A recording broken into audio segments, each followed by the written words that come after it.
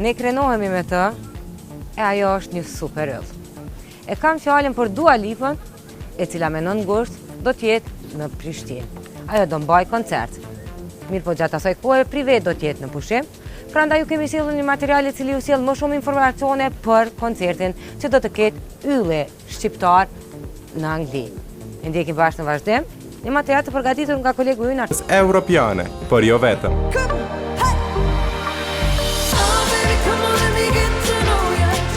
Një vend nga debutimi i saj, këngëtarja nga Prishtina viziton vendlindjen e madje do të mbajë koncerte e parë të saj në Kosovë. Data 9 gusht është caktuar koha kur do të bëhet ky event e që Lipa nuk po i mendon përfitimet, por këtë mbrëmje ka menduar për bamirësi. Dua është iniciatore Sunny Hill Foundation, ku të gjitha të ardhurat nga ky event do të arkëtohen në këtë fondacion. Ashtu që the edhe ti është koncert humanitar, do më thonë ka cilësinë bamirëse. Sunny Hill Foundation është fondacion i cili është inicu edhe i cili është nën patronatin e Duas. Të gjitha të hyrat e koncertit me datën 9 gusht në Prishtinë, me cilin po shpresojmë që ka me qenë një koncert shumë interesant. Të gjitha të hyrat si prej donatorëve, si prej sponsorëve, si prej shitjes të biletave, me thonë 100% shkojnë për bamirësi në Kosovë. Posaçërisht do të koncentrohemi në rinin edhe për arte dhe për kulturë, po nuk do me thonë që këto do të jenë vetëm sferat e vetme të ndihmesës që Sunny Hill do të mundohet. Dua Lipa nuk do të ngjitet e vetme në skenë. Para saj do të interpretojnë MC Kresha, Lyrical Son dhe DJ Gamble. Sikurse artistja tashmë me fam botërore, edhe shqiptarët nuk do të paguhen, por janë bashkangjitur nismës për bamirësi.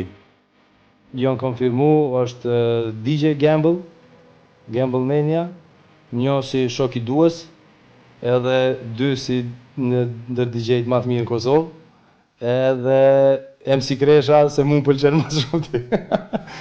Dura me tregu që edhe këta janë, do më thonë, nuk paguhen as MC Kresha me Lyrical Sun, as Gamble Mania, të gjitha, do më thonë, të gjithë janë të punu në drejtim të bamirësisë që Sunny Hill Foundation të ketë sa më shumë të hyra.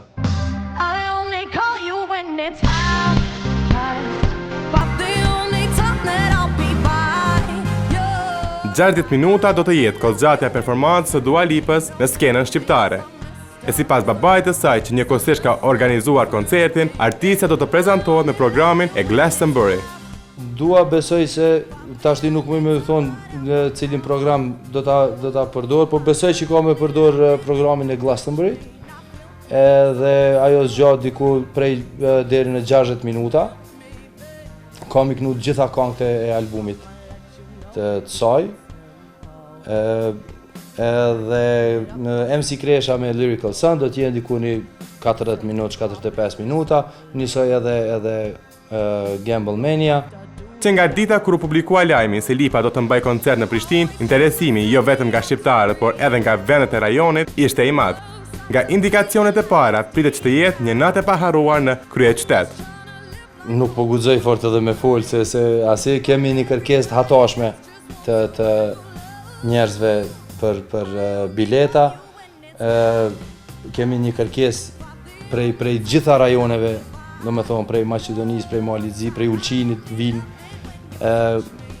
Do me thonë është një interesim shumë i madh. Po shpresojmë që i kemi me kalu shumë mirë, po shpresojmë që i kemi me pas shumë vetë, po shpresojmë që krejt ka me shku në rregull, edhe mu knaq që atë natë.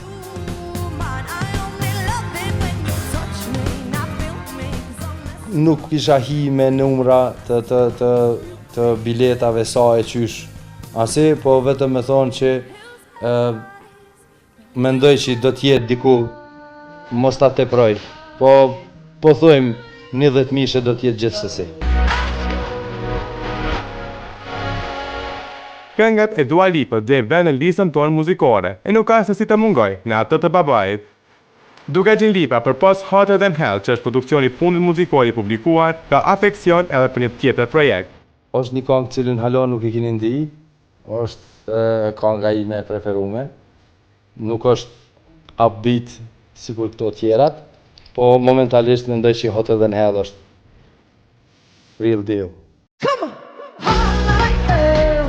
Dua Lipa mbërrin në vendlindje me datë 7 gusht, ku gjatë qëndrimit këtu do të ketë konferencë për shtyp e takime me media e institucione. E më pastaj, pas koncertit në Prishtinë, do të performoj edhe në Tiranë me datë 10 gusht.